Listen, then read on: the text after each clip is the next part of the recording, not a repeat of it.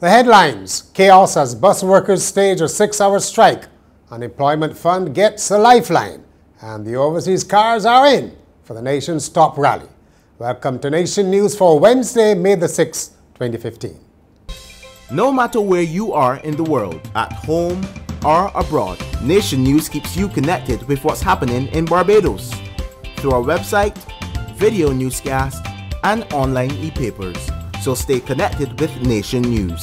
News, your time, your way. Transport board workers threw the morning rush hour commute into chaos when they staged a stoppage which ran for 6 hours. Workers and students were left stranded as the employees protested grievances, which included the disputed appointment of an office clerk. The workers claimed that rather than fill in the post internally, the board had tried to hire someone who the workers felt was politically connected. The appointment was later rescinded and workers returned to the job after meeting with their representatives, the Barbados Workers Union, headed by General Secretary Tony Moore. One of the main concerns that you had, which once you informed me I also had, was that individuals were being allowed in through the back door. And I say the back door because the management of the transport board and the union had an agreement that came up. This agreement arose from our discussions last year before the process broke down, when we were discussing retrenchments, that where individuals had to be separated, and vacancies subsequently arose that these individuals could fill, that they would be given first option to fill them. And the news or the information coming to us was that that process was not being followed. One, in the case of a clerical position, and two, in the case of a number of positions for operators who would work charters on a contract basis. We met with the management. We have to go back and meet with the management, but we thought that we should come out and let you know that the union did not insist that any person had to leave, but the management, recognizing the error in their ways, made a decision to retract the contract that they had offered, albeit on a temporary basis, or perhaps in the first instance to a young lady who was filling a clerical position.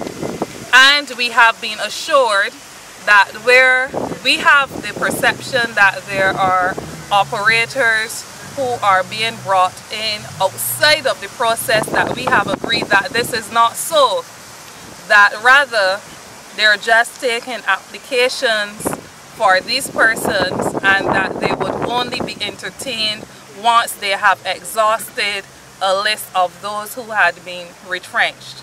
Ms. Moore said the workers' demonstration of solidarity should help to bring a speedy resolution to other outstanding issues at the Transport Board. During the work stoppage, route taxis and minibuses did a brisk trade along several routes, while kind-hearted drivers offered lifts to those left stranded at bus stops. 18 people were injured, 5 of them seriously, in an early morning accident along Maxwell Main Road. It involved a ZR and a minibus, both of which were headed to Bridgetown. The accident kicked the mass casualty response system into gear, with 7 ambulances arriving at the scene. The injured complained of pain to the head, chest, neck, and abdomen, and were treated by a team of 4 doctors from the QEH. The Unemployment Benefits Fund, which was facing insolvency, is to be replenished. The fund has been under pressure because of the spike in unemployment, paying out twice as much as it was taken in. New measures aimed at putting $30 million into the fund to help secure its future were approved by the House of Assembly on Tuesday night. Independent Senator Sir Henry Fraser has complained about the quality of service offered by some homes for the elderly, saying that in these cases the residents face a living death. And he's called on churches to set up daycare centers for the aged.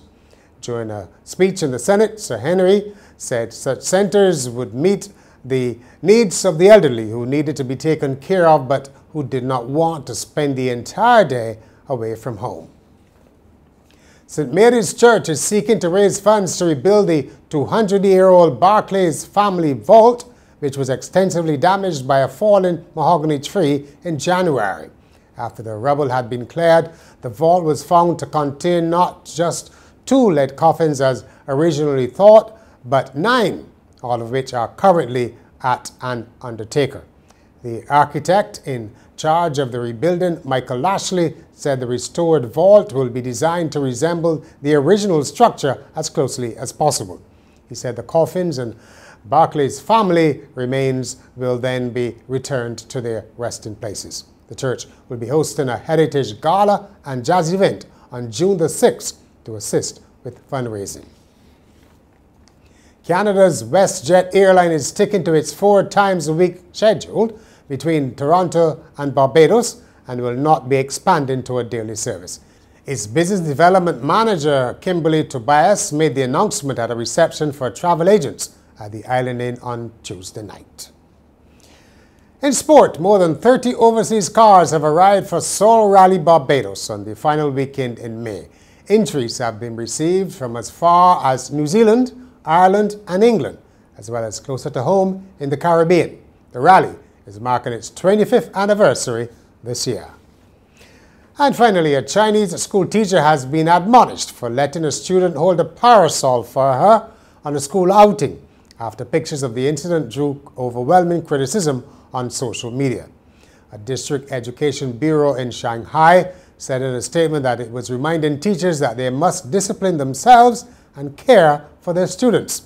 Chinese officials have long had the privilege of having underlings hold umbrellas to shield them from the elements, but the practice, once seen as a symbol of status, has been derided by people who see it as an act of arrogance indicative of an authoritarian regime. Last year, a photo of the country's president holding his own umbrella in the rain won a top journalism prize as it portrayed him as a normal person. And that's Nation News for Wednesday. For more, log on to nationnews.com as well as YouTube, Facebook and Twitter. And remember to get to a Daily Nation on Thursday or subscribe to our e-paper.